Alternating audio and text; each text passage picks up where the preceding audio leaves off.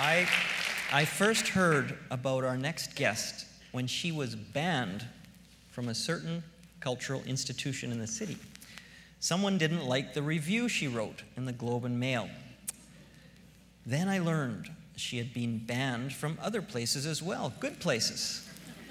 This got me interested. She had been sent from Toronto to cover cultural issues, and she was fearless in her opinions. When it came time to return to Toronto, she didn't want to go. Our next guest is an award-winning writer whose journalistic integrity and belief that Vancouver should accept nothing less than the best makes this place we call home even better. Please welcome Alexandra Gill.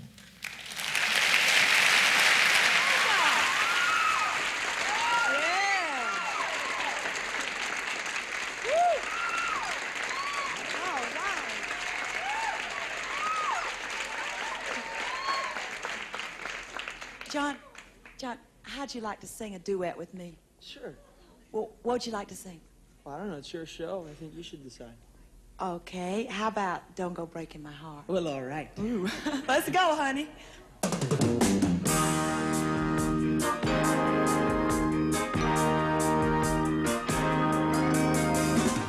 Don't go breaking my heart. I couldn't if I tried. Oh, honey, if I get restless, baby, you're not that kind.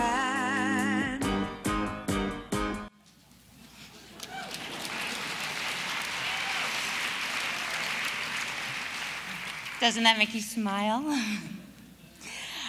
When Lynn and Sam asked me to speak tonight, they said, speak about whatever you're passionate about. But the truth is that for a long time, until very recently, I've been heartbroken. And I wasn't really passionate about anything, not even food. But in the past few weeks, when I've been thinking about what to speak tonight, I said, the song kept coming through my, rolling through my head. more. And so I decided to spare you my singing, but to tell you a love story, like many love stories. It was a love at first sight. And this is me on the helicopter, and I was on a really cool assignment going across the country from Toronto, where I lived, with the Globe and Mail, and it was sunset, and I was going on a helijet from Vancouver to Victoria, and I saw the sky. No, not yet. I saw the sky, and it was more shades of mauve and pink than I'd ever seen in my life. And I just fell head over heels, and I said, I have to move here, I have to live here. And I went to Toronto, back to Toronto, and convinced my editors that I should be here. And 6 months later, I was. And I came as the arts correspondent, as Sam said, but food was my spicy mistress. And it started here at Lumiere with a ravioli dish that I called Sex on a Plate. And it was only $12. And I couldn't believe it. You wouldn't have that in Toronto. And then I went to West, and David Hawksworth gave me my first spot prawn, and it was an epiphany. It was so sweet and delicious. Back. And then you had farmers markets. You had menus that listed every farmer from the Fraser Valley on it. And I was just amazed. I thought you were so far ahead of Toronto's food culture. But now we can go ahead. Like any young love, there were bumps along the way. And we had to learn to adjust to each other, and I had to become a little less blunt, and you had to become a little more open-minded, maybe less sensitive. But we settled into a groove, and things were groovy until the stakes were raised. The Globe said, time to come back to Toronto. And my heart was still burning for Vancouver, and I said no. And I decided to stay, and I resigned, and I went freelance, which was a big jump. The Olympics were coming, and I was excited, and the city was abuzz, and hundreds of restaurants were opening, literally. It was such an exciting time. But even before the Olympics arrived, I started, the flames started fizzling a bit for me. I started seeing things that I'd overlooked before, and I realized that localism had a dark side. This great love of the local was, there were two sides of the coin. And it was most evident when two foreign hotties flew into town, and their names were Daniel and Jean-Georges.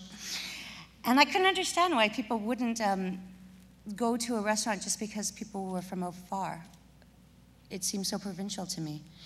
And then when Daniel closed his restaurant, Daniel Bleu, which was Lumiere, and people were surprised, you know, that he kind of snubbed Vancouver in the press later. And I wasn't surprised because I had found out, which I didn't know then, that his restaurant had been vandalized. Not only were the windows broken, but someone had written, "Go home," in excrement. Nobody knows that story, and it's just shocking, and I know you can't, well, people know who work there know, but you know, you can't generalize, you know, one abusive spouse, but if we keep with the theme, but it was upsetting to me. And after the Olympics, we sort of got a little complacent. It was a bit of a midlife crisis, and there were external factors, the economic downturn, the drinking laws caused a lot of problems for restaurants. But where are my heroes now? Rob Feeney's kind of coasting at Cactus Club. I'm happy for him. He's zen. He's got a family. He's great. But that ravioli is not sex on a plate that he serves at Cactus Club. And Hawksworth he opened this landmark for Vancouver on Georgia Street. But I find it interesting that his most innovative dishes are all kind of safely shelved on the lunch menu. And he plays it really safe at dinner. The Young Turks, well, Pigeon down in Gastown, there's a reason you hear more about the protests than the food. And, you know, and then we had someone like Hamid Salimian at Divat the Met who was doing something that was so extraordinary. He was doing modern deconstructed Persian food, which isn't been doing anywhere else in the world. And he got very little recognition, and his boss, owner, for whatever reason, didn't support him. And he resigned recently out of frustration, and it made me cry. So, is this a 7-year itch? Is it you? Is it me? Is it us? So, I've been at this column for 8 years, so. Yet, lately I've been feeling a few of those old sparks return. I was very proud to see a tweet last week from David Hawksworth, who said, "What's going on with the spot prawns this year? They're awfully small." And yeah, they were.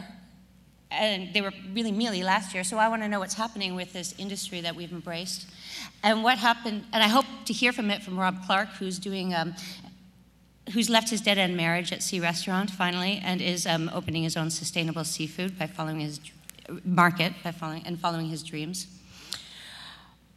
So I've seen the ups and downs, and I know we have such an enthusiastic food culture here, but we can't become complacent, and we can't sit on our laurels. We have to reward those who raise the bar, and because that's what put us on the international culinary map, and that's the only way we'll stay there.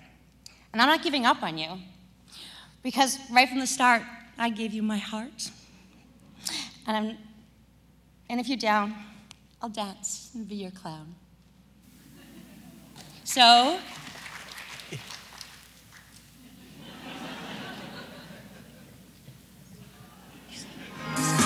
you take the weight off of me.